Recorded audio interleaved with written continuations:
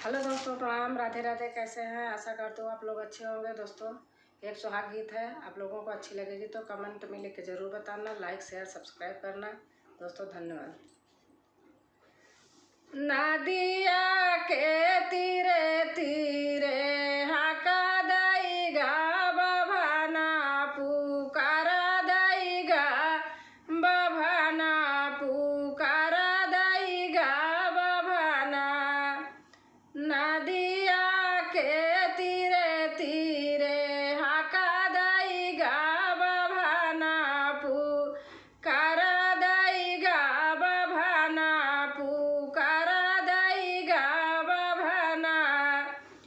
अरे बिटिया कामाई मांगाई 9 लाख का गहना, पेटारी भारी कपड़ा डेलारी भारी चूड़िया पियाला भारी सेनुरा 12 उजड़ी बजाना बजाऊ मोरे अंगना।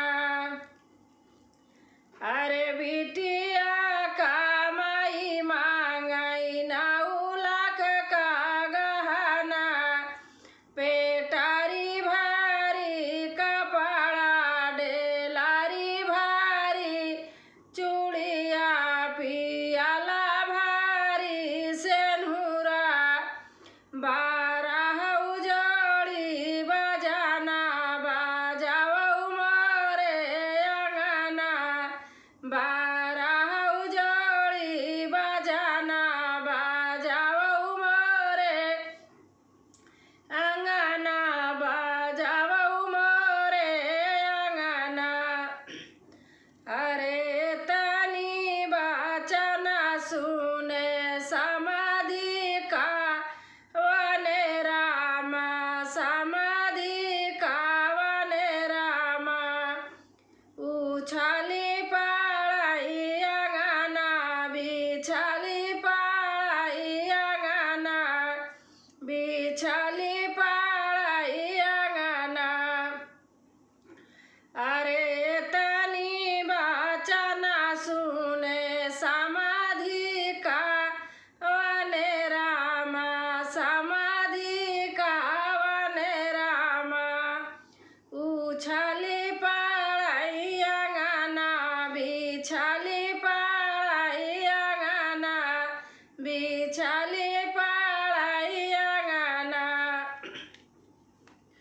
अरे कहाँ वाई पौवई मोरी समाधि 9 लाख का गहना।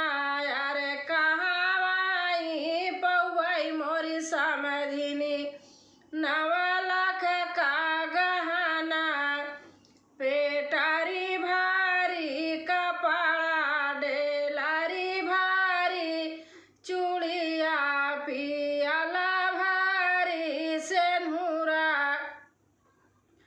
पेटारी भारी कपड़ा डेलारी भारी चूड़िया पियाला भारी सेनुरा 12 उजड़ी बजाना बजौबै तहरे अंगना। 12 उजड़ी बजाना बजौबै तहरे अंगना बजौबै तहरे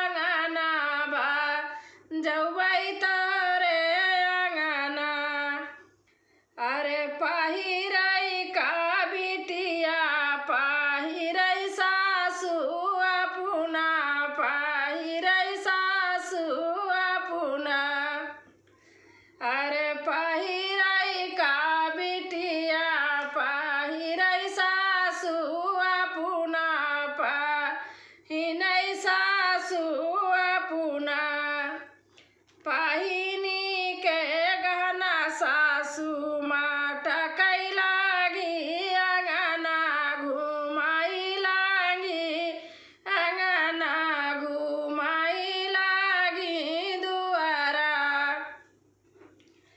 अरे